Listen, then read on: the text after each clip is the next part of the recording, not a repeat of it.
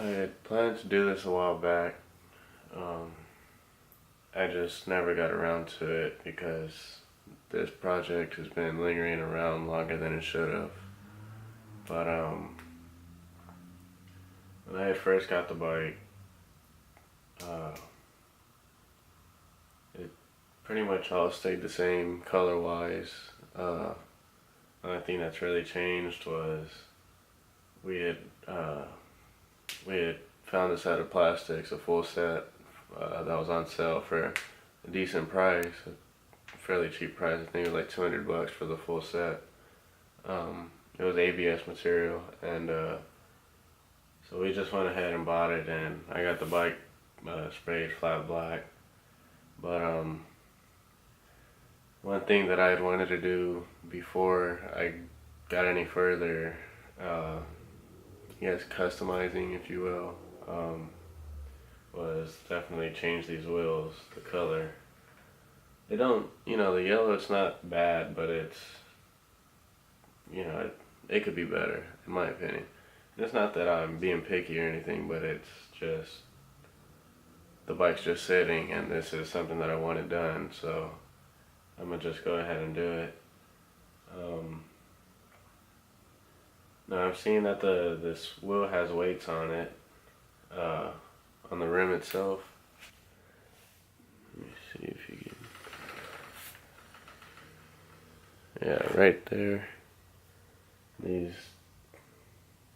little black markings on the rim, those are the weights. And I don't know if I have any more. I don't think I do. No, I don't. But I'm not sure if I'm gonna have to take those off and then go take the bike to a shop to get them. I guess reweighted is the word. I don't know, but that's gonna probably be the only concern I'm gonna run into in this whole thing. So what I'm gonna do tonight is take the back wheel off. I'm not gonna mess with the front yet because I'm gonna have to rig something up because we don't have a front wheel stand. But I'm gonna take off the back wheel and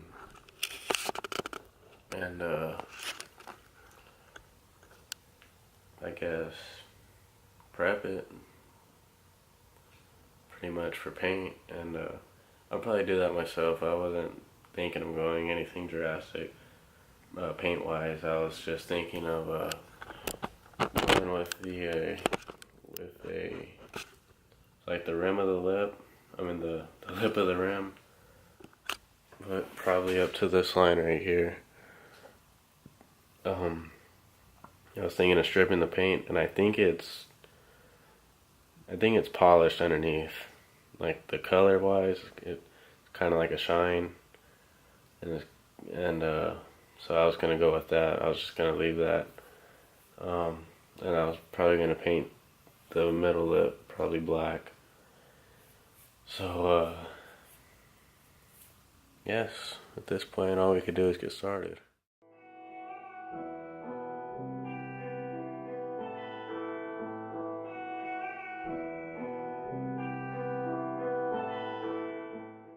So now I'm gonna have to do this to both sides. It's pretty much the same thing. The only difference is that side has the brake, the rear brake, the caliper. So all right, now that we have both sides of these two backed off, we can now get to the axle nut, and what that'll take is find a socket that'll fit this size.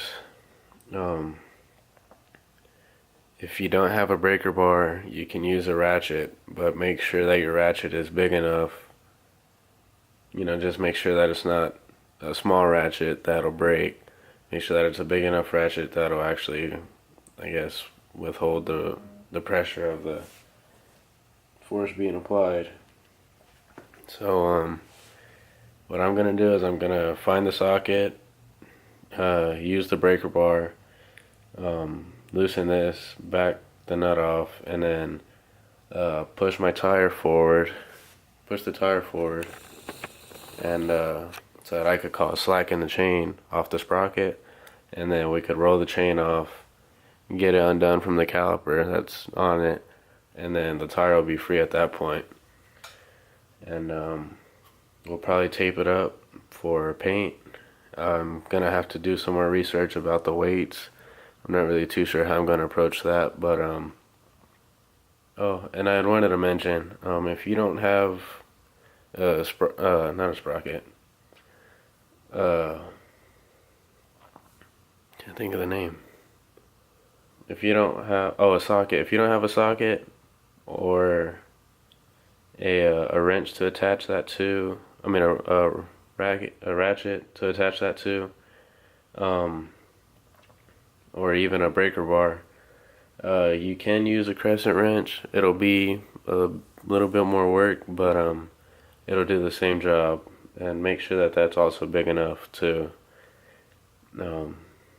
be able to do it you're working with, if that makes any sense.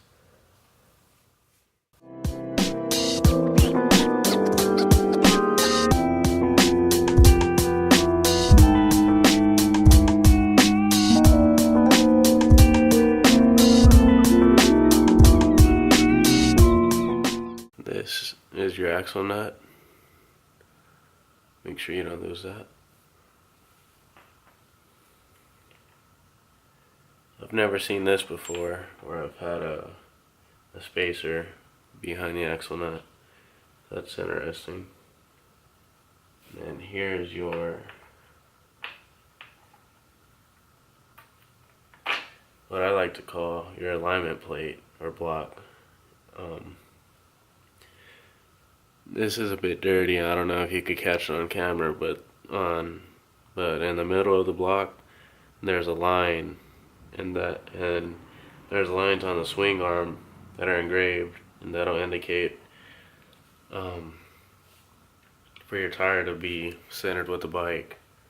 So make sure whenever you do put your your block back together, make sure that it is aligned on both sides with each other. So just keep that in mind.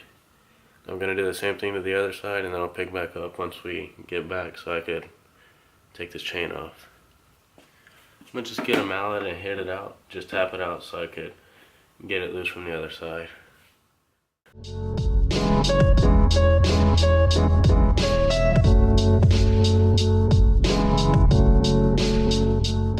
Okay.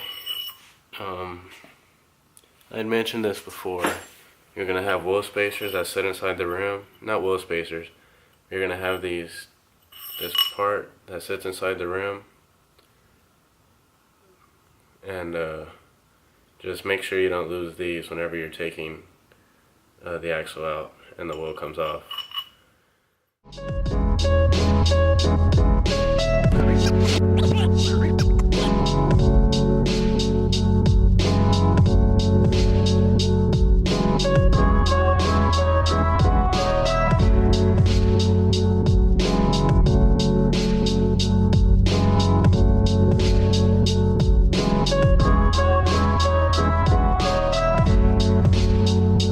This is the first time I've done this since I've had the bike, and I've had the bike for maybe 2 years.